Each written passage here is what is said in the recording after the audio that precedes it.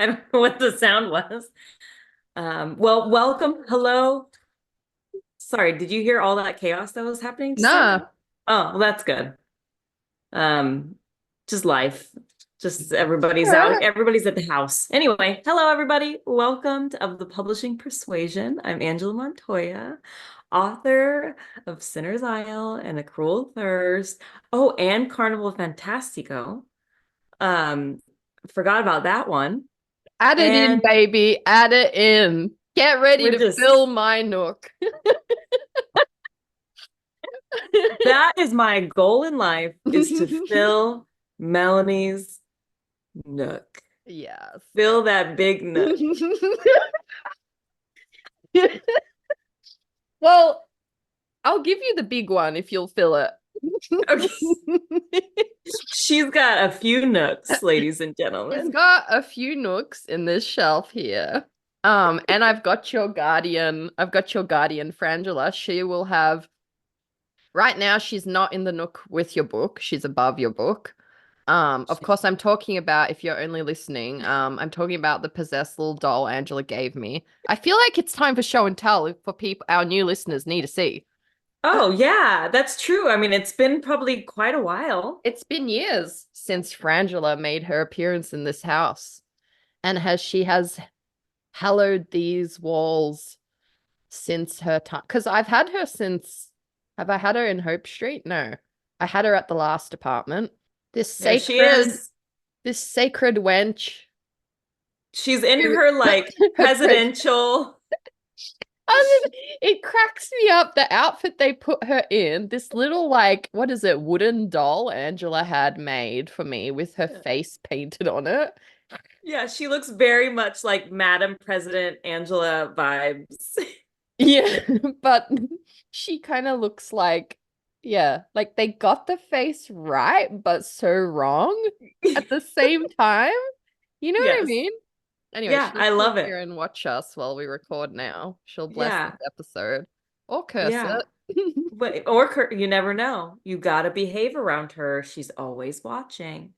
Um, you You can't see it really well, but in the back I have a kangaroo scrotum. So And so you do, my friend, and so you do. right there. Gotta be one of my favorite episodes, you sniffing that kangaroo scrotum. I I have to feel like it's authentic. Like that's what a kangaroo scrotum would smell like. 100% what's on my shelf. Why has Um, our episode descended into porn? and I haven't even introduced you yet. I didn't even get to, and here I'm with Melanie Schubert. Can't breathe. I'm with Melanie Schubert, author of Severed Cape. Yeah. Do you have your Grim buckle? Yeah, I do. Where is it? Why don't you have that one to face out, That's a good Melanie? question. You know, Angela, that's a loaded question. Here she is. Should I Okay. put her face out? Put her face out. There. It's a loaded question. Do we want to go there? Yes. She's not face out because, well, I was going to say she's not available for purchase right now, Uh, but that's not true. Occasionally, Amazon does locate copies. Like you can probably go on Amazon and find it. At one point, there was someone in France selling two copies, $100 a piece. Because Shut up. yeah, because it's out of print, it's become like Ah, sometimes I yeah. see it go up. That it sold eventually. I couldn't find that link after anymore. Wow. But because You're famous. yeah, I mean, what can I say? Limited edition. Yeah, I don't see it But on my Amazon. well, look, you'll have to look harder. Yeah, damn it. I was gonna buy like because I remember seeing it. Sorry to interrupt you, but I do remember No. seeing it on something a long, long time ago. Like probably when we first met. And Yeah, I'm so mad I didn't buy it and jump on it I because it's might have not a there. spare I can send you. I think I've got one spare left. Maybe it's destined for your your nook. Yeah, I'll my fill your alcove open, too. my gaping I alcove. want that alcove that where the face is, and one by one I'll replace all the books in it. That's my new Okay, goal. good, good. Yes. But No, look, yeah. Back to. I think for a long time that felt like such a major achievement for me. And it's not to say it's not, but I I probably should have taken that pub house's offer and gone and self-published after they terminated my contract. But I was just too devastated when it happened because man, I'd been pouring so much time and money and effort into getting it out there. Like I remember I literally got it. My claim to fame was I got it in National Geographic, Australia and New Zealand Kids Mag, which like it That was a is paid amazing. ad, but they don't just accept anyone. It's like hard to get in. And it got on a bunch of lists that actually meant something. I was fucking hustling. I got it to all these like bookstagrammers and everything. And so when that contract was terminated, I was too like shattered. I was shattered because I was like, I really wanted that team. So I think for a long time, I tried not to put, for a long time, I was like, yeah, I'm going to make it happen. I'm going to make it happen. Get it back up published. I like submitted it to a bunch of other places. But once it's already been published, it's kind of like hard to get someone to take it on if you're not already established. I learned. Yeah, yeah. But it is also the reason I was so stubborn about looking for an agent. So we don't regret that either. I think there just came a point where I was like, I've got to let that book go and focus on other stuff. And having it cover out felt like it wasn't inspirational at a time, Mm. you know? And I think as well, like at a point, how many covers can you have facing out from a less like sentimental note, you know? Okay, yeah, yes, from a practical sense, I see where you're going Yes. there. Well, what do you feel like when you see it now? I feel so proud that my first book landed me like I won a competition to have my first book published, even if it was with a tiny press. The fact they were in the States felt very big to me at the time, and looking back, it is pretty major that I managed to do that with my first book. I still think the concept is so cool, and I still hope that one day I'll re-release it, honestly. It needs for sure a revision because I think it was still in my heavily influenced by Roald Dahl days, which is fine. I Mhm. just I was still trying to sound like an author and I can tell. But yeah, she'll be back on the well, that's the one that I'm writing as a now that I'm writing that as a play for the performing arts Yeah. company Gobsmacked that I write for. I feel like that will potentially be a gateway to getting it republished again because there'll be over the years thousands of kids coming into contact with that story who Yes. might want to read it, who will want to read it. Like at one point, I don't know if I told you this, somewhere I've got these little thin A4 books. I wrote and illustrated myself. You have not told me this. And we were selling them. Do you want me to see if I can find one? I think it's on the other Yeah. shelf. Hang on. Yeah. I'll just sit here. What should I do? I'm panicking. I'm by myself. Somebody help. Give my regards to Broadway. Remember me to Herald Square. Now listen. Okay. I no, keep going. I love that. I I didn't panicked. I was gonna cut it out, but now I don't want to cut out that part. That was glorious. When I panic, I sing show tunes. Okay, I lie. One I illustrated, one we had someone else illustrate. Oh, Now okay. it's Let's see the not the difference. okay. Don't tell me which one you did. Okay. I'm not saying it's my proudest work. I'm just saying it happened. Okay. Wow. Wait a second. One of those you did? Yeah. Like I went that's through a an illustration phase. Now, some of it You was did that one. You did Poseidon. Because you yeah. keep looking at it. You basically Oh have my told gosh. me by your eye contact that you Okay, did but that some of one. it's cute. Look how It's cute some of really that cute. Look is. at their little bellies. Yeah. I had fun. But like Yeah. obviously it's a very amateur thing, but it was at one point. Can we tell what inspired me to do this fish? Just ripping off the most iconic fish in kid lit. This is like 15, not 15, but it's like almost 10 years old. So we'll cut me some slack. Wow. But at one point we were thinking we might be able to sell books with the like as the shows happen. So those two books are based on two of the scripts I wrote for the Yeah. I've also Honestly, got that's genius though. Like to yeah. sell. Yeah, I think that's really, really clever marketing. Well, yeah, like I there was this one day which like will forever remain a peak anxiety day where I flew over to see one of my productions and well, she flew me over. My boss flew me over to see one of the productions and it was one of the ones I'd made the little books for and I was like outside of the show signing books for kids buying them and they were like it was a moment. I was just like, You were damn. on, were you on top of the freaking world? Like you No, were I like, was yes. so overstimulated, having multiple panic attacks nonstop. But yeah, also on top of the world, they often coincide. Yeah, of course, of course.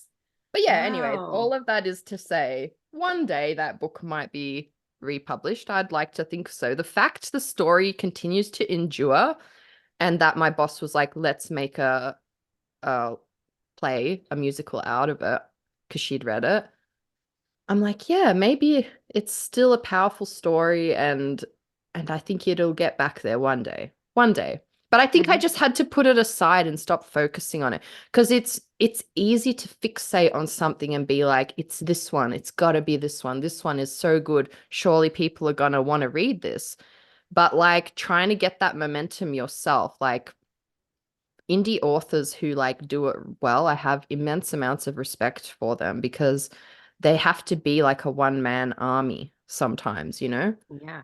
Oh my gosh. No, I Yeah. was just talking to a friend about this because she's a prolific writer. Like she can bust out books. Mm, And so we were just chatting about this because while she's waiting to be on sub, which mm, can take, we don't know, but she hasn't officially gone out yet, but it could take forever. And yeah. then you sell the book and then that will take forever. So she was like, in the amount of the time, that book, which is a book that would be probably served better in a traditional market.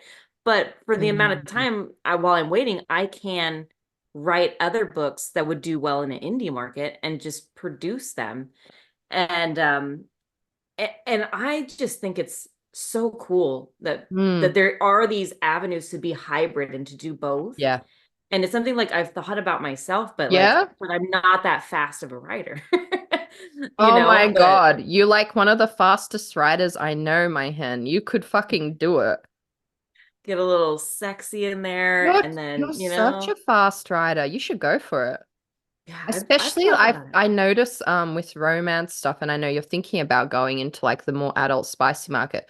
I notice with that it's one of the few genres of indie that doesn't bug me if it's not hyper polished. Because Yeah. do you know what I Yeah. mean? Like if I'm reading like an immersive fantasy and like because in terms of if you're going to push it through to get it done quicker, it's never going to be quite as polished as like if it's been through like 1,000 edits. But it never bothers me with I like those Ice Planet Barbarians and everything that we read. Like sometimes I'm like, oh, that she could have used a few edits, like a few. I don't Yeah. know if that's But you're indie just or like, not. yeah, I don't know either. I don't know. Yeah, But yeah, I feel like, especially like in certain genres and those like kind of quirky, fun books, yeah, like you're so forgiving because you don't care because you're just that's it. enjoying the damn story. Like, That's you're it. like, You're just like, give me that alien. Sorry. tell us what you really thought. I'm sorry. Continue.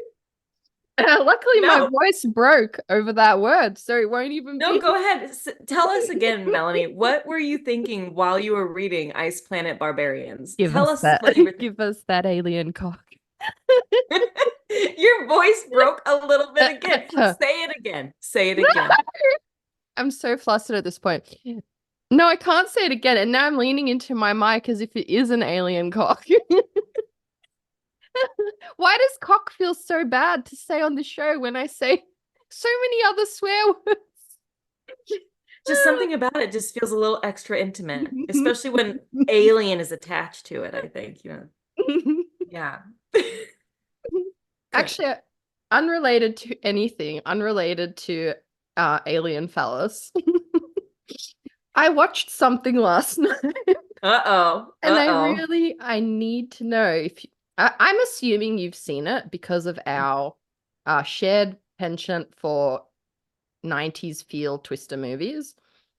Have you seen the new Twisters? I haven't. Have you seen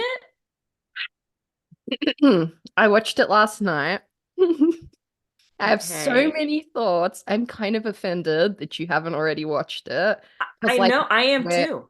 where even is your Twister passion? That Tell me said, about it. I feel like I have to warn you what you're getting in for. Oh, why? Tell me more. To compare it to the original, which is what they're doing, the Helen Hunt one, Yes. is the most audacious thing that these eyes and ears have ever seen and heard. Really? Oh, like it's meant to be a thriller.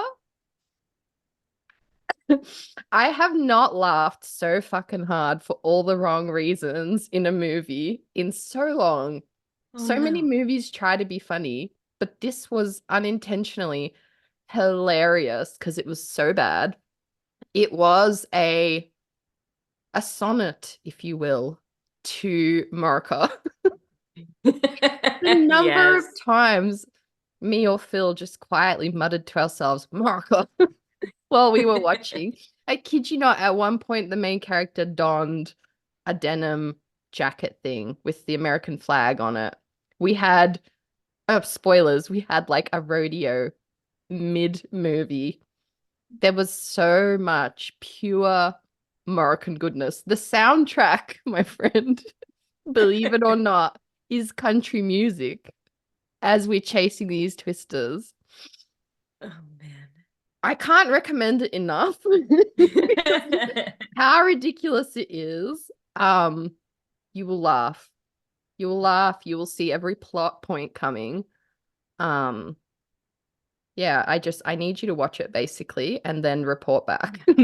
I've been dying to watch, as you know, I am a twisted Yes. girl. I love me some tornadoes. Um, so yeah, the fact that I haven't, and I don't remember his name, but the main guy. No, you don't love him, do No, wait, the old one or the new let me one? explain. Let me explain. The new one, Twisters. Good Because I God. just saw him, no, because I saw him in that new rom-com, anyone but you. And it was such a cute rom-com that I was like, okay, I like it. Oh no. I am judging you so hard. Quinn Powell or something like that? I don't know. Glenn. Oh. Glenn, I Oh, think. Glenn, you're Yeah. right. See, I'm not a super fan. I just, I like a Pedro would jawline. roll in his fucking glamour Yeah, studded seat if he heard, you I know. know? I know. Yeah, I've only seen little bits on TikTok about like a rainy scene. He's got the hat on and he's like in Twisters. That's the only thing I've really seen. Girl, I'm judging you so hard. They're trying so hard to make him out to be like Matthew McConaughey or something, but he just vexed me. He vexed me. His role in the film vexed me. They were trying to have them have some like spirit connection over tornadoes. They like were saying the same lines at the same time. Is if anything, watch it just to give yourself a boost. Everyone, watch it and you will be like, "My God, I can make it as a writer." Like Like, I this got this. film, they must have paid the reviewers, or they just went to like the deep south and they just Yeah. Well, I did see an interview by Glenn. He did mention, and I kind of was like, huh. But he did mention like we wanted to make this film specifically like because I don't know how to paraphrase this without sounding like an asshole, but he said it. Like to for our basically for like the country folk, like for Americans, Uh, you know, I I don't know how to say I this know I properly. really felt that, and perhaps if I was a deep Southern American, my cockles of my heart would have been warmed. They I might have been. certainly You might have felt been very screaming. yeah. Yeah, you might have been yeehawing. No, at the Am I end of the right? film, I literally was like, I'm so proud to be American. It made you proud. I was so proud. I felt so American. But anyway, please report back when you watch it. I have been dying to. I'm a Uh, little, I have been because, like I said, I'm a Twister girly, but yes. maybe not a Twisters girly, but we shall see. It's also just like, just shows you like good storytelling is good storytelling. Like the other film might be like, what, 20 years older or Yes. something?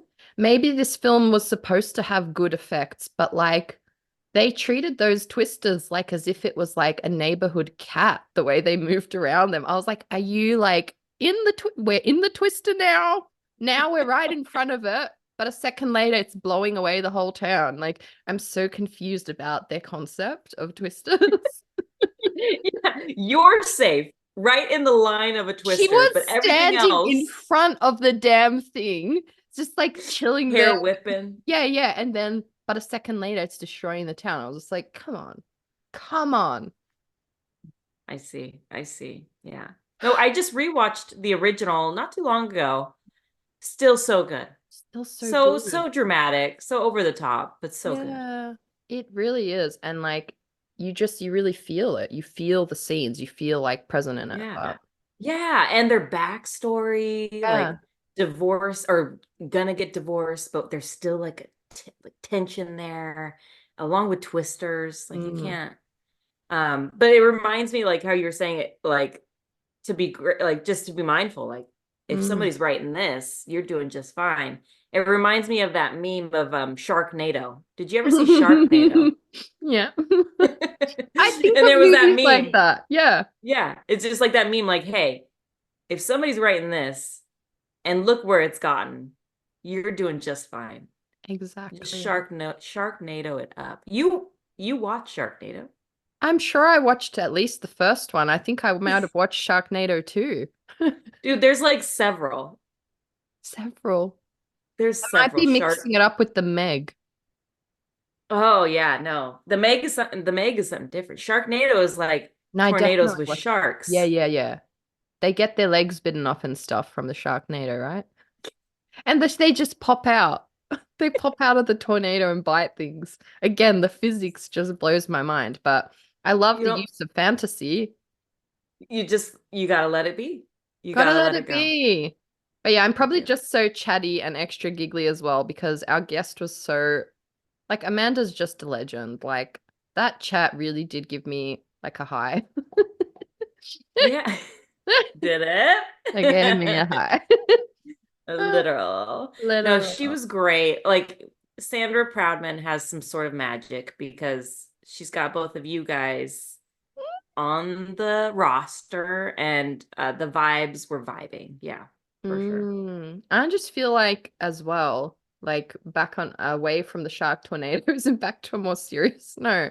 But I do feel like every time another publishing person tells me like they feel sweaty and anxious, I like another one of my imposter syndrome demons loses its power.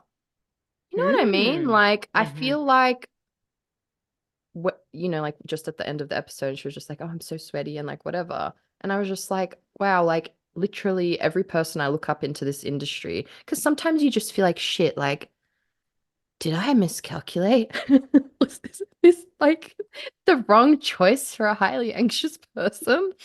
But like, literally our whole crew, we're all similar, but we still have this like this urge to do this thing, and we realize how much it fills us up as well. So, no, I just love those. I love those chats, and I'm just like, yeah, like even though and I know you've shared that as well, like every time you share openly your experience of these events, like I know for me, and I'm sure for many of our listeners, they're just like, wow, I never would have thought Angela Montoya gets anxious at events and like needs to like lie down in the hotel room after. Like, I just like Yeah. it struck me again today, like how powerful it is sharing this stuff in our Yeah. community in particular. Oh yeah. It's such a it really this whole business is such it's crazy for Yeah. like an introverted, anxious soul to jump into this thing and to do all these things, but we are doing it. It's you mentioned how I share like the things that I've been doing. I forgot like when I did go to Steamy Lit. Let me I don't just know tell why you. I'm laughing. Sorry. Let me tell you real fast. First, I I got locked in the elevator. I No. because the elevators are really strange. And like there was several elevators and you have to press and it tells you which elevator to go to. So you're like, okay, I'm going to the lobby. So it's like, okay, go to elevator D. Yeah. Only elevator D is going to the lobby. So I pressed my first when I first got there, or I was coming Yeah. back down, I pressed the button and I didn't see what elevator. I just walked into the one that opened and then it shut. And then I just I just stood there and like it just started moving up and I was like, what the fuck? And so yeah, I just played it off. I was just like, I'm getting out of this elevator. And then I figured it out. But so that was one fun thing I did. It But took I you to the mentioned wrong place. it took me to the wrong place. But I figured it out later. I did it. Mm. I mastered the elevator, but it Did was it. like kind of a confusing thing. I'm used to like we press five and I get on the elevator, I go to five. It's fancy. It was just fancy elevators. But this is something that like I've been stewing over but I also was proud of myself for this. Yeah. So, as I mentioned, I got very lightheaded and I had to rush to my Mhm. hotel and I didn't finish my final hour of signing. Yeah. Um, and I had DM'd the author that was next to me, and I was like, "Hey, if anybody's there, please just let them know like I'm out." Yeah. And so she's like, "Yeah, yeah, totally." And then I just laid there, and then I didn't even think about like I gotta get back down and clean up my stuff, or I didn't even think to like ask anybody to help me. I was just like, "Oh, whatever, I'll get to it when I get to it." So as soon as and that was a life lesson. I should have just reached out to somebody and just asked them like, "Hey, do you Yes. mind just like putting my stuff away?" But I didn't because I was feeling shy and a little No. bit embarrassed that I bailed out. I should have learned my lesson. I should have Hmm. reached It's out. hard. It is hard. It's Yeah, hard I to was just like, like, ah, yeah. yeah, I didn't want to be a burden. I was just like, I'll deal with it. So as soon as I felt like I could stand and not faint Hmm. and master the elevator, I went down and I went into and it was only an hour after. So and some people have really like elaborate booths. So I thought, okay, people are still going to be here like breaking stuff down. I'll be fine. When I got there, the entire room was already broken down and everything that was on my table still, except for like my stupid pirate hat, everything had been thrown away. And so, yeah, so I was like, uh, so I found my pirate Thrown hat. away. Yeah, it wasn't like by the steamy lit staff. It was like the hotel Yeah. staff. Because they were breaking down tables, like it was It. out. So like luckily I didn't put all of my stuff, like all of our stickers, our pub Yeah. persuasion stickers. Luckily I had only just like put little Yeah. stacks. But like my artwork, our stickers, my Sinner's No. Isle stuff, it was all thrown away. So I was oh, like heartbroken, Yeah. devastated.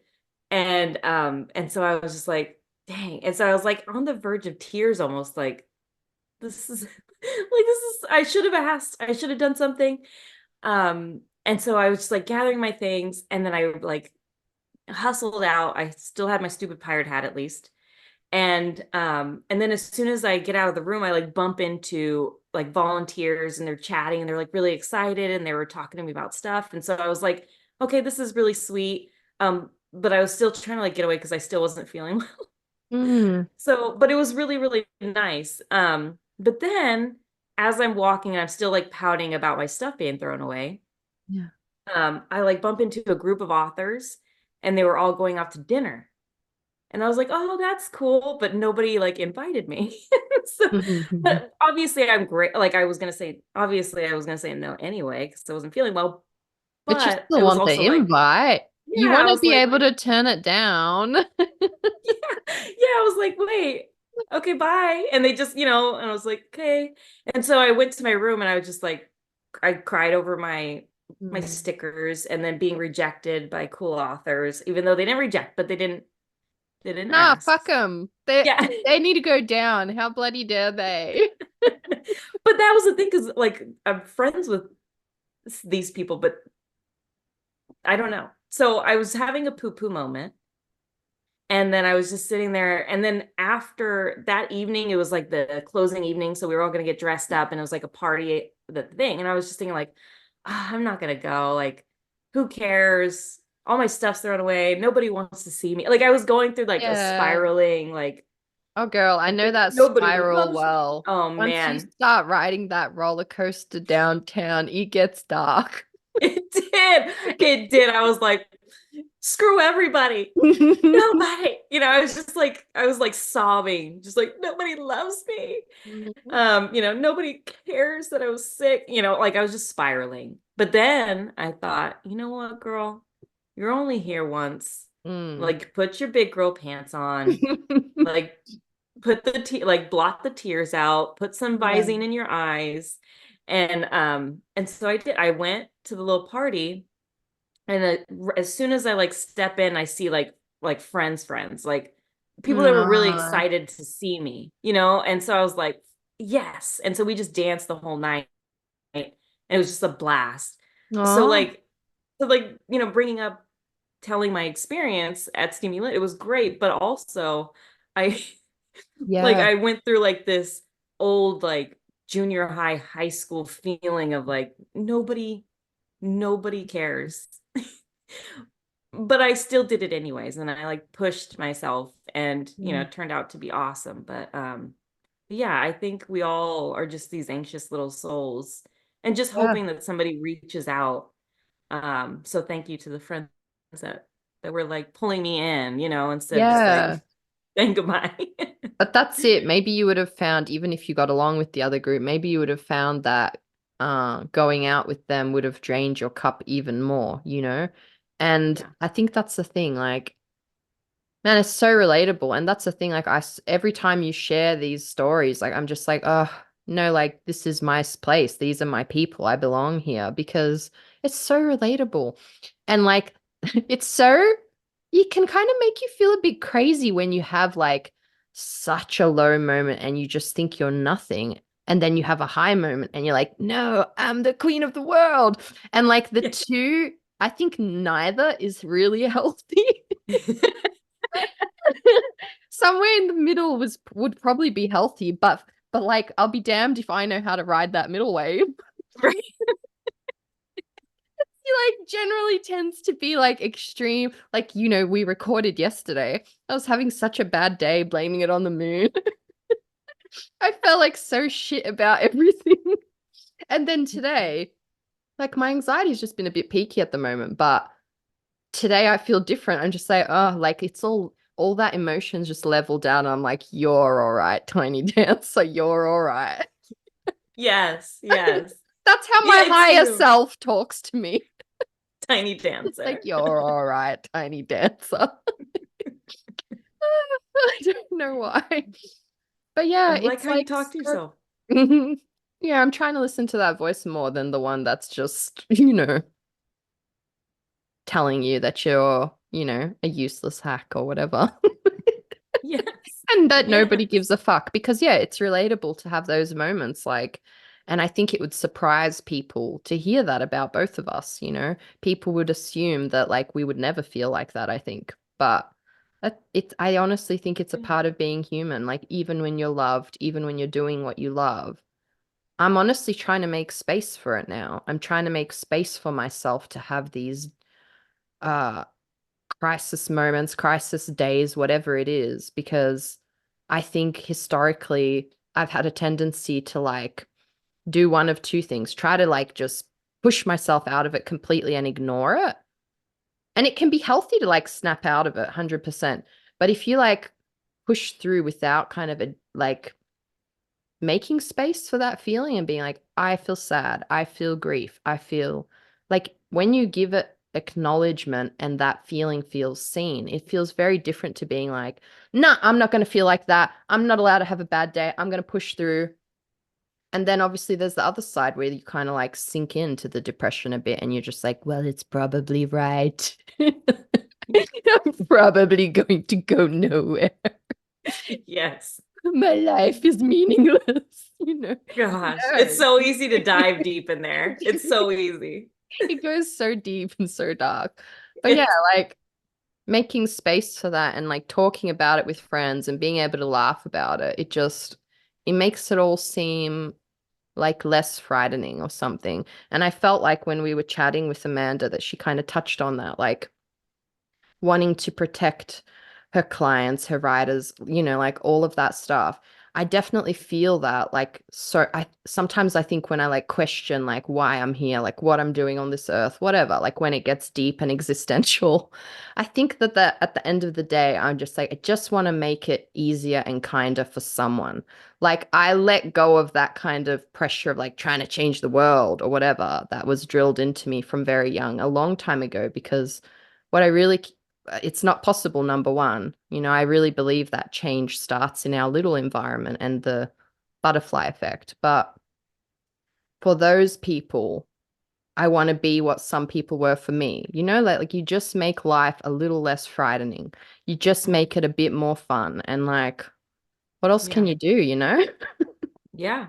Well, and I love that about Amanda too, because Yeah. you can tell she reaches back and she is here for writers, her clients, whoever. So yeah, I'm excited for everybody to listen to what Yeah. Amanda has to say. I'll read her bio really fast. Please. That would be glorious. I see we're down to a minute and a half. Yeah, let's see if I can do it. Amanda Corbell's passion for all things scary came at the age of 5, thanks to her mother for introducing her to Buffy. Soon after, her world became consumed by books.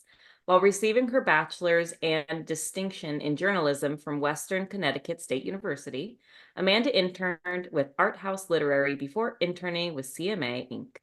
She went on to agent-apprentice with Belcastro Literary Agency before being promoted to junior agent. When she is not reading through queries and building her client list, you can find her writing Latinx stories within the paranormal speculative. Holy shit. Oh shit, I'm out of time. Genres with her agent. She is a New York native living with her husband, son, and 2 dogs who love watching reruns of Gilmore Girls, Jersey Shore, and Real Housewives. The time pressure was nibbling at your heels. You felt that shit.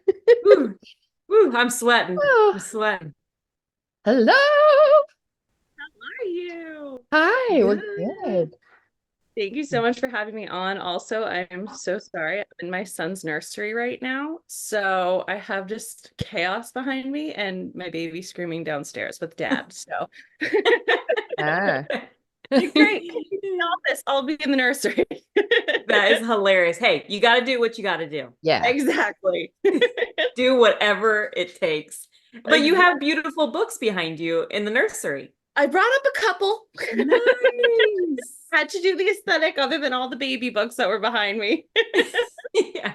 You have chosen very wisely. I love your book choices behind Thank you you. very much. Thank you. Yes, I'm very excited because Gabby's new book just came out today. So I'm waiting to get that in the mail. I'm so excited. Yeah. Oh my gosh, her covers are to die for. I can't. I can't. I just bear with them.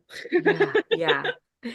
I hear you. So many beautiful covers. I love it. Well, They are. welcome. And thank you Thank for you. joining us. And, please thank your husband for us as well. He's putting in the Will work. do. Will do. We love it. We're here for it. Well, let's get right into it because I know I have so many questions that I put in this list. Normally, I think we max out at like 13, but I couldn't, there were so many things I wanted to ask. So it I'm is what happy it to is. answer them if I can. Yeah, we'll see. We'll see how time goes. Well, first, why don't you tell us a little bit about yourself? Yeah, definitely. So I'm Amanda Carbonell. I am now a junior literary agent with Belcastro Literary Agency. I was promoted from being an agent apprentice with them. I did a 12-week apprenticeship. I was actually mentoring with Amy Drew Frieda. It's just been absolutely amazing. It's such a wonderful experience overall, doing the apprenticeship and now just being able to actually work with all these amazing people that I've queried and been rejected by personally. Including Amy. It's all love. That's So now so it's all real. That's so like real about the industry. It is all love, and is. like that side of it is just business, but like Exactly. It's like you don't realize it going into it. You're just like, okay, they hate me for real. And it feels so brutal and just like so personal. And then, you're working with them or you just get to speak with them and you're just like, okay, like it's nothing is ever personal when it comes to the publishing industry ever, and especially once you're on the agenting side of it, not being an author anymore. There's just so many amazing stories and only just one person that's able to focus on it with so much Mhm. mental power. It's hard, it's a lot. But I digress. I'm also an author as well. I'm represented by Sandra Proudman. Um, exactly, my little agent Sim. I'm very excited for you. We love Sandra. We love Sandra. Love Sandra in this chat. And So with true. her, I'm writing, I have a vampire book that is currently out on submission, a YA vampire book, and also a middle grade horror novel, which I love. And I'm currently working on another YA horror novel, which I'm super excited about, which is taking place in Puerto Rico. So when I'm not writing or agenting, I also do freelance editing. And when I'm not doing any of that, I am tending to a 16-month-old who has it to be his life's mission to try to destroy mommy Oh my and give her God. a hug after, Yeah, that feels right. That makes Exactly. yeah, that's how it goes. It feels like, yeah, you sound like you're busy. You sound like you're just a Yeah, little busy. just a little bit, just a tad. Yes.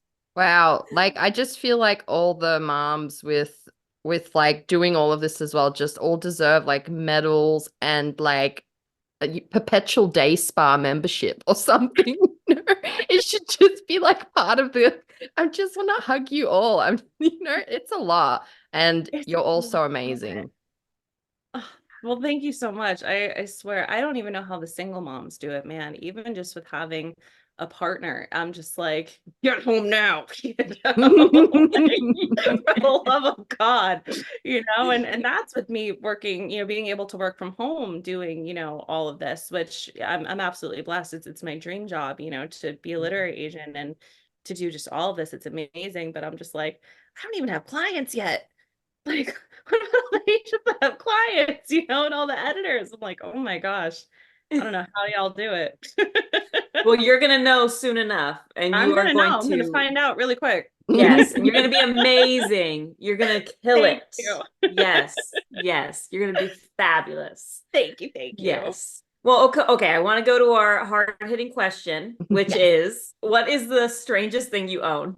Oh God. Okay. Well, I of course didn't bring it up with me because I'm in my son's nursery, but I don't know if it's strange, but I have like a little skulls collection. So anytime that I go to like a flea market or some type of run fair, I usually try to leave with a little skull. So I have, ones that are made of marble, well, faux marble, I'm sure, because that's way too expensive, but like the faux marble type of thing going. And I have a bunch of pinks. I have a black skull that has a raven on it. I'm really into collecting skulls and just scattering them around my office. I love I'm here for it. Yeah. I do that too. I love a skull. I love it. I love it. It Which just is your makes me happy. favorite? Are any of them real? Like, No, no, no. God, no. She's got a I can't deal human with the haunting in skull. my house too. Yeah, I already have yeah. one ghost. I can't have it interfere with the other. But I do definitely have a favorite. I think it has to be the one with the raven on it because I'm just a big fan of Poe. I feel like that's so cliche, but I'm a big fan of Poe, so that just kind of gives me that Poe vibe with the little raven on it and the little pen mark. I love it so much. Feels It's good right. vibes for Halloween as well. Like it's always just Exactly. perpetually ready. Exactly. Well, our next big question is, what's something you think about way too often? Oh my God. I'm a very anxious person, so I guess everything. That's so Literally real. My favorite like answer. death, carnage, my life, what I have to do tomorrow, what I did 7 years ago at that one time, like so Yeah. much. God, I don't know if there's one thing in particular. I guess I would just have to say, to be very real, would just be my son 24/7. Just like, is he good? You know, that would Yes. be the main thing, but otherwise, definitely everything. Mhm. Sounds about right Yeah. for a writer Yeah. brain. Can relate. Can relate 100%. What made you want to be a literary agent? Yeah, so it's funny because they started this back in 2020 when I did my first internship. And back then I just thought it was really freaking cool to, Yeah. like I'm blown away at first, I think by the social media aspect of just like, wow, you have all these people that like want to query you. That's insane. And I dove into it and that was when I started to learn all the technical stuff of it because I had interned with ArtHouse at the time. They were Art and Deco, so they were doing their merger. And I got to dive into the query inbox. I got to read these manuscripts, and I was also doing a mentorship as well with Write Mentor. And I had a mentee of my own, and I was just like, wow, this is kind of like what I'm doing in a sense. I'm showing them how to query. And I just found the whole publishing process so just like fascinating because, when we're all green writers, we write our book and we're just like, I'm going to query and get a literary agent the first week, and then you're Yes. like, oh my God, no, I'm not. And you just learn so much about that process and what a literary agent is and, that they can submit to publishers. So all of that was just super fascinating to me. And then I took a break from it because I left my past agents and I just needed like a mental woosah. And once I re-signed with Sandra, I think honestly, watching Sandra do it with just like the power and confidence that she has, and the fact that she is also a published author, and I'm watching her do the damn thing, with all of her. Can I curse on here? I'm so sorry. Yes, Say it. yes, be Okay. free. Sorry. I feel Be like I've already free. dropped a couple of bombs, but just in case. um, watching her do the damn thing, I was just like, and knowing that she has a son of her own that was, only so much older than my son, I was just like, that's incredible. Hmm. And so watching her, and then I did an internship with CMA Inc. And, unfortunately, I had to leave after a month because my son, who I will probably mention 1,000 more times in this, got sick, so I had to leave. And at that point, I was just like, okay. And then within that time frame too of me leaving, there was a lot of shit hitting the fan within, I feel, the writing community and certain people becoming like agents that weren't exactly the best advocates for writers that was going around. And I was just like, all I really want to be is an advocate for writers, especially within the marginalized communities, for all Latinx writers as well. Like I just want to also, when I signed up to be an author, I knew that my DMs were always going to be open to answer any questions that I could to try to help anyone that wants to query because it shouldn't be such a secret. And I feel like it's a secret for no reason. Like it sucks. Yeah. Join us, like Yeah. Oh my gosh. most of the Can we time. coin that? I'm coining it sucks. Join us and mental woosah. I love Please, that. I please need do. a few mental Let's put it woosahs on a every day. t-shirt and just give it to everyone in the writing community because it's just like, oh, please. It's a hard thing, to be a Yeah. writer and just to be in the publishing industry in general. I feel like it's just so hard. And it's even harder when you have, unfortunately, some bad apples in the mix that just, don't have either people's best interests at heart, are just, doing things that just shouldn't be done or said, and so on. And there's always going to be conflicting advice online. That goes without saying, but you know the ones that I'm talking about. And it's just like, they're all out there, unfortunately. And I want to be able to be someone that can give you the best advice that I can. And if I don't know the advice, I want to find the advice for you. And I think just witnessing all of that happening online just made me want to become an agent even more, because I'm just like, no, I want to protect you all. Like, you're my children. Get behind me, like as best as I possibly can. And obviously I'm learning along the way too. So there's plenty of stuff that I don't know a damn thing about, but that I think is what kind of inspired all of it even more so, because it's just like, it's so hard out here. It's so brutal out here. Olivia Rodrigo said it best. It's brutal out here, and it's not getting any easier. And especially with AI and all the other stuff that's popping off, like, you don't know what agencies are real and what isn't. And it's so terrifying, but I'm just like, I'm real. Come ask me questions, please. Even as an agent, I'm like, just come ask me questions. I will try to help. I love that. I love that, like, even from the start, you've just always had that heart, that helpful heart. And I think that's beautiful, because a lot of times, not a lot of times, but like, you feel like some people are closed off and they do not want, they want to keep that barrier, authors, agents, whoever. And I love that you're like, no, come ask me, because yes, this shit is hard. Like, let's talk about that. And I really, I love that, because it is such a like, it's a business where you don't know what the hell you're doing at all, ever, as a writer. And so, like, to have somebody that's like, let me just tell you what is going on, I think is wonderful. So thank you on behalf of all struggling writers. Like, we need a hand every once in a while. So yeah, and it's a thank you for business that. with a lot of hopes and dreams on the line as well. But like, you're so right. Like, it's hard for everyone. Like, why like make it harder? And I feel so similar to you in terms of like, when I see all the beautiful, sensitive, magical souls I encounter in writing, I feel the same. I'm like, I want to be as like open and kind as possible, because I know how it feels to be on the receiving end of like the other kinds you're talking about. And it crushes you. You like literally start to lose faith in humanity or something when you encounter too many of the others. And I think that's what made me force myself to like do a podcast and become like more open talking about mental health and shit. Because like, it's so horrible if all you've been exposed to is like that scarcity mindset that just puts them, it's not just putting yourself first, it's just like prioritizing like the capitalism of it all or something.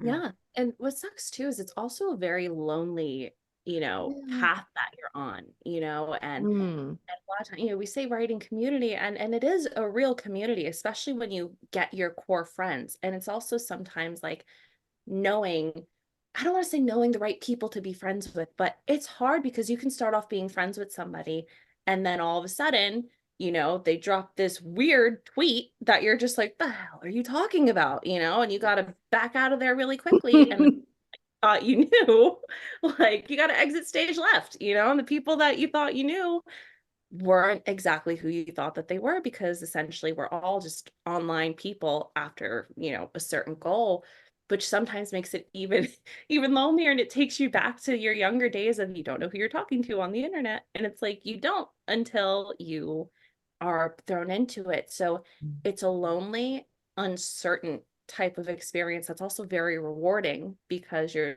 still making real connections with people that do have your best interest at heart and that are actually rooting for you. So it's just both sides of the fence, and it's so hard. It's so hard. It's not like we're all in an office and we're like, all right, well, Trisha in HR is a bitch. Stay away from her. Like, we don't know anything. We're just like trying to figure it out along the way until shit hits the fan on Twitter. Or X, whatever we call it. I don't even know. Yeah, we were just complaining about that yesterday, actually. We were just like, what the hell? I'm still calling it Twitter. I don't care. It's just the whatever. bad place. Yeah, the bad place. That's what we're That's what calling it it. should We're be just calling called. it the bad place. The bad. I love that actually. Or now we have Threads, which Very Melanie's true. not on yet, I'm but not. trying to I'm convince. considering though. I'm like very, very carefully considering I may join Threads. It's feeling like it could be the new Twitter. I don't know. We'll see. We'll see. I need to do a better effort of being on there. I know I'm on there, but I'm just like, I pop in once every 3 months. I'm like, hi, hello, have a mood board. Goodbye. I mean, that's I legit. gift you this mood board. Exactly. I will take my 3 likes and go. Thank you. Bye-bye. That's relatable. Very relatable. Yeah, Yeah. I love that. Well, I Well, okay, wanna. you mentioned, oh, go ahead, No, Mel. Go ahead, no. Mel. Go, No, my you take it. queen. Oh, well, okay, I'll take it. I'll take it then. Because I'm very curious because you mentioned, and maybe I didn't hear you right, but that you don't have clients quite yet. Is this Correct. true? Okay. So can you like tell us a little bit about like what you're up to at this moment? What's the Yeah. day in the life looking for you, as an agent? And also, okay, I'll start with those and then I'll come back with more questions. I'm going too far. I'm sorry. No worries. Yeah, so right now I'm pretty much drowning in my inbox. I opened for queries on July 29th, I think it was, and it was amazing. Recent. Just within those like 3 days, right? 29, 30, 31. Yeah. So like 3 days, I think I had gotten like 225 queries, something like that. And I was just like, holy shit, why do you even want me? And then being open for August, what I personally just want to be in an age, I want to try to have as quick enough response times as possible to people because I know it sucks waiting. Like, been there. It sucks waiting for months and months to either just get a no or, it's such a sucky time to just waiting in limbo.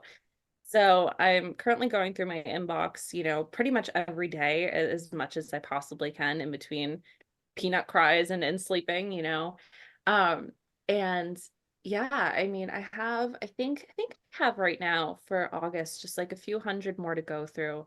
And I have a few partials that I'm super excited for. But in terms of the day of my life, it's funny because I started recording them on TikTok just to sort of like say, okay, this is day 1 of me being a literary agent. This is day 2. This is what we're doing. But it's been really cool just to even connect with editors. It's kind of what my days are filled with right now is just jumping on meetings with editors, getting to know their wish lists, and also really learning my own wish list because I left mine very broad and open in terms of what I'm looking for. So I can start to narrow it down when I open back up again because I am currently closed to queries just to catch up. And I plan on opening again, hopefully mid-September is when I'm hoping to be all caught up. Cool. Okay, now I can ask my next question. Sorry, Melanie. You don't get to ask It's anything, okay. You're apparently. my hive mind. Honestly, you literally ask it exactly the way I was gonna ask anyway. Oh, So I already know what you're gonna say. Okay, good. No, say it, Melanie. Let's hear it. Let's see if you I was gonna say now that you've had some time to think about like what you want. See, I knew. you know. Our mind is the same. Now that you mentioned like you've consolidated what you're looking for, like what is that? Yeah, so I'm very much a horror fan. I would say I'm looking for horror across the board. So for middle grade, for young adult, and for adult as well. I'm very, very big into thrillers. I love a good thriller. And I would say horror, anything that can kind of comp to I Feed Her to the Beast and the Beast is Me. Anything, even I know her book isn't out yet, but I love all the comps. I love all the vibes for it. But Taylor Groth's book as well, Hollow, that's coming out. Anything that can kind of be comped to Andrew Joseph White as well. Big fan. And again, I love a good thriller, but I also love a good kind of like twisted fairy tale sort of thing. So I'm a big John Connolly fan, and he had written a long time ago the Book of the Lost Things. And this past September, I think it was this year, maybe it was last year. This past September, yeah, he came out with The Land of the Lost Things like 20 years later, and it was just like a continuation. And it's just a lot of twisted fairy tales and just some messed up stuff. So if anyone can kind of comp anything to that, I would love to read it. And it's funny because I'm still dwindling down my list as we speak, but I'm also very heavy into romance as well, because romance isn't something that I typically write. I want to, but I don't typically. I'm trying to make my wish list tailored to things that I don't write, because I don't ever want anything to bleed into what I also do. So I'm at this point never going to take anything speculative. There's certain horror stories that I'm not going to take, because again, I'm also writing horror, but I know what I'm looking for is the complete opposite of what I write. Um, and yeah, so I mean, in terms of those two things, you know, it's like I never want the two, never the two shall meet. So that's a big thing. Because I know I do get that question a lot of like, why aren't you open to speculative? And it's just like, it's nothing against speculative. I love speculative. Love it a little too much. Exactly. There is a reason, I promise. You know? And fantasy too. I'm just not into super heavy fantasy. I like light fantasy. I like, I guess, fantastical elements.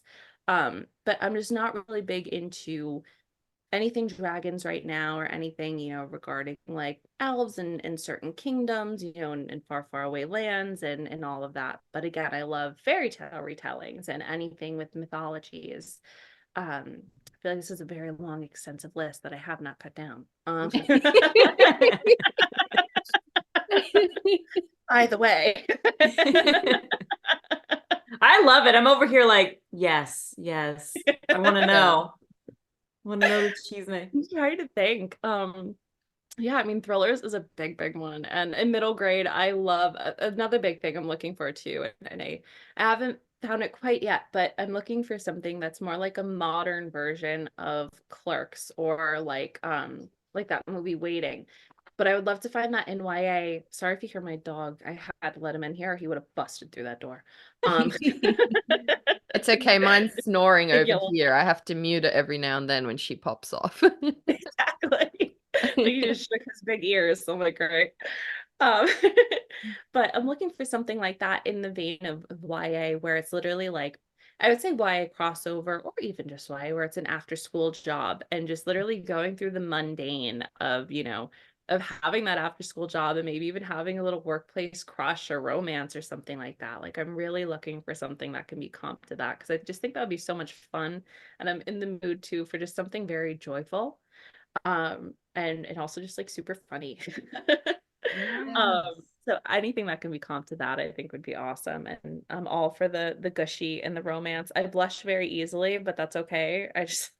I'm very pink when I read romance, and that's fine. I want to blush. Don't worry, you're in good company. I literally just blush if someone looks at me. If any stranger on the street look at me funny, and I'm like, beetroot. Exactly. Do not perceive me. Do not perceive me. Blush our fellow hug. Exactly. Because they want to be perceiving us. They do. They do. They're out here. It's true. They are staring at you and your beauty and your grace, the vibes, Yeah. all of it. So yeah. Blush away, girls. Blush away. Please. Hello. Yeah. This is him. Sorry. Oh, hi, doggy baby. What's his name? He is Newton. He is actually my husband's bomb sniffing dog, but he is essentially whoa. my dog. He does not listen to him mostly. At least when he's at home. When he's at home, he knows mom's in command.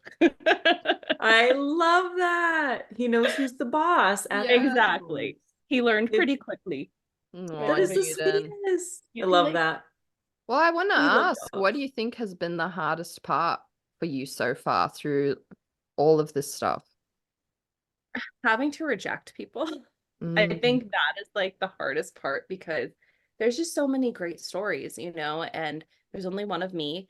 And sometimes, you know, it's like when you go to the bookstore, and I know that's used a lot, but it's like when you go to the bookstore and sometimes you just read a cover copy that you think is going to be amazing, but it's unfortunately just not the right fit for you. That doesn't mean there isn't 1,000 other people or a million other people in this world that's going to think the exact opposite of me and is going to really love what's on that shelf, you know? And it's just that, I think, is the hardest part. And also not being able to really give as much feedback as I want to, because I don't want to mess anybody up on a query, you know, and it's also not having all the brain capacity to do that for the many that I get. So it's like, I think that has just been the hardest part, is just having to send out those rejections and I try to be as helpful as I can, but I do have a couple of forms, but I have them tailored to the reasons as to like why I'm rejecting, to try to give a little bit of some advice.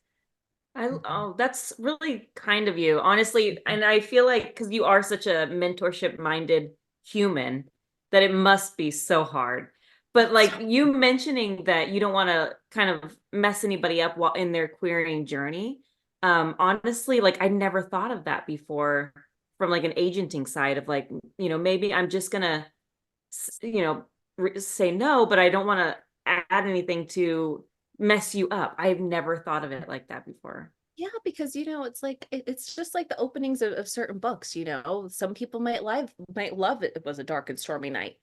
And Mm. some other people are just like, ugh, and it's like you can go either way. Or just like that old thing of, oh, I hate when they wake up in the middle, from a dream. And it's like, I like when they wake up from a dream, like, like it can go either way, and everyone has just such different tastes. Some people hate a prologue, some people love a prologue. I can go Mhm. either way. If it's written good, I'll read it, It's like I I never want to, if I'm reading just the first chapter, and that's one thing too, is that I always request a first chapter because I know the anxiety that I felt when they're like, send the first 5 pages of your book, and I'm just like, but it doesn't leave off at the but I wanted to leave off at. Yes. So I request a chapter because, you're going to get to all of your points in that first chapter. And it's like, I don't want to base my rejection off of the first chapter. I can give you a little bit of tips and, like things along the way of, if you DM me, I will do my best to say to you, okay, well, this is maybe why, but also sometimes there's nothing wrong with the pages and it's just not for me, Mhm. and that's the whole thing too. So not to get totally off topic and go on No. with that. No, this is But great because we have so Yeah. many querying writers that tune in and want, to get ideas of what's happening behind the scenes. And, Yeah. we always talk about this, how it's not personal. And you even mentioned that. And truly, it is just how you are feeling and what you're looking for. And it doesn't mean that the work isn't great. It's just not as fit for you. And I think it's like kind of freeing to hear such things. What yeah, has been, I know you're new to the game, but like what has been the most rewarding part so far? I think honestly, like, first of all, being able to send out those requests and being Mhm. able to, just like make somebody's day with those. That's number one. But also being able to to finally do the ask me anythings or ask a literary agent on Twitter, because I know that some people have like a lot of questions and I can finally say like, I know a little bit of what I'm talking about. Do you want to ask me anything? And being able to help in that regard. So I feel like that's kind of been the most rewarding, is being able to like reach out there. And also like on the TikTok that I've been doing, on the clock app that I've been like trying to record, my daily life, but I also get comments on there and I try to do like expansive videos as long as I'll, the 10-minute mark that I can give in terms of like my thought processes of like, why do I only request a partial? Why do I only do this? Why do I do that? So it's like that's been super cool, being able to connect with people in that Mhm. way, being able to kind of give like my mindset of doing that and saying this isn't everybody's mindset, but this is why I do it. So I think that's been honestly like one of the most rewarding things, and it's been super cool to do. Mm. Honestly, I just love your way of thinking about it all. And I think, like, yeah, you're so right. Like, that transparency and just openness, it's really like what people crave. Because then at least they know what they're dealing with. But I wanted to ask, do you have like a key advice that you'd want to give querying authors? Definitely don't give up, because I like to say almost like, and I know people get so tired of hearing that, but I like to say it's almost like when you look at your side view mirror and they're like objects in mirror may be closer than they appear. And it's like, you never know, you may have just gotten a rejection, but your next email could be a full request. Or, overnight, like you might be so close to being done. Like I was super close to being done with querying this vampire book. I was over it, I was done. And then I had somebody that, read it overnight and wanted the call the next day. And I was just like, bet. And I was super excited, because anything can change in an instant. So I would say that's number one. Number two, don't it's so hard to not keep your eyes on your own paper. I have a hard time doing it myself. Being on submission is also the bad place. And I'm telling you now, it only gets worse. But you have somebody with you that, is your cheerleader and it's like, we're in this together, it's High School Musical. But, otherwise you're literally, querying can feel very lonely.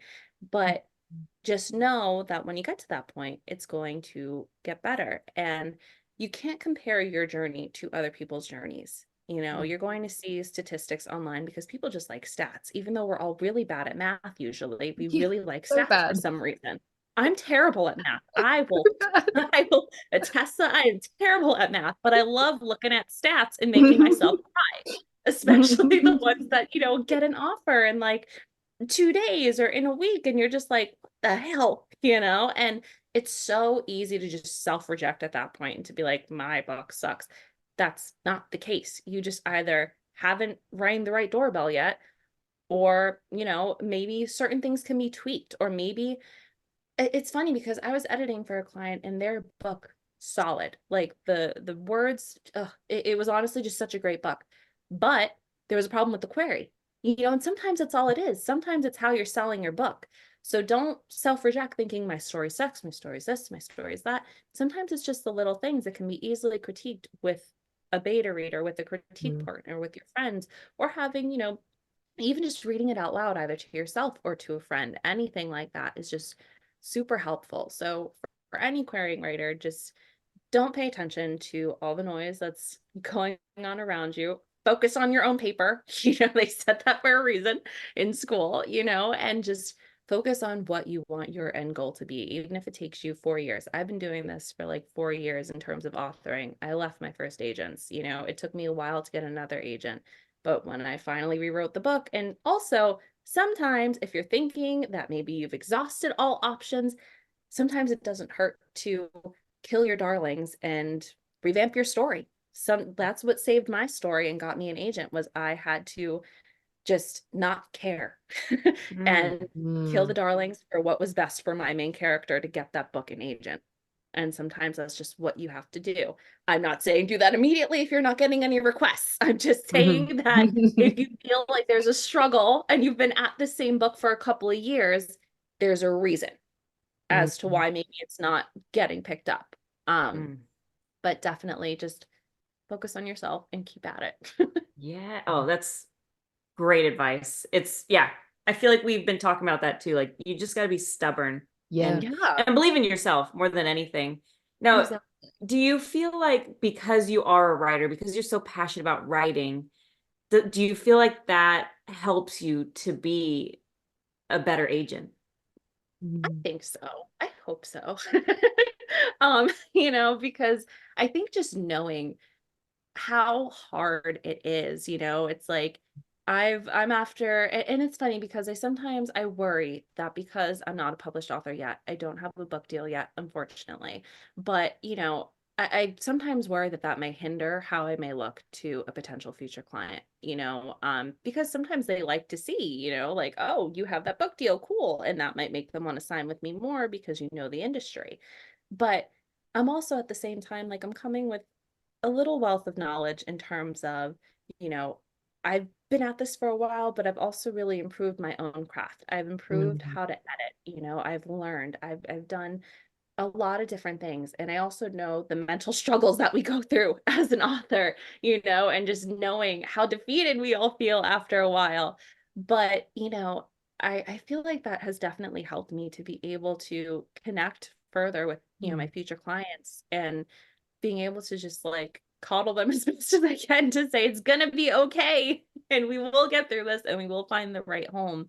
And it's also helping me to see too, just like again, the writer side of things when I'm evaluating a story, and what can be easily tweaked, what can be fixed, and what I'm hoping will get the book to eventually sell in the future, and sometimes the first one doesn't sell. Sometimes you have to go to your second, third, fourth, and just knowing that you will get there.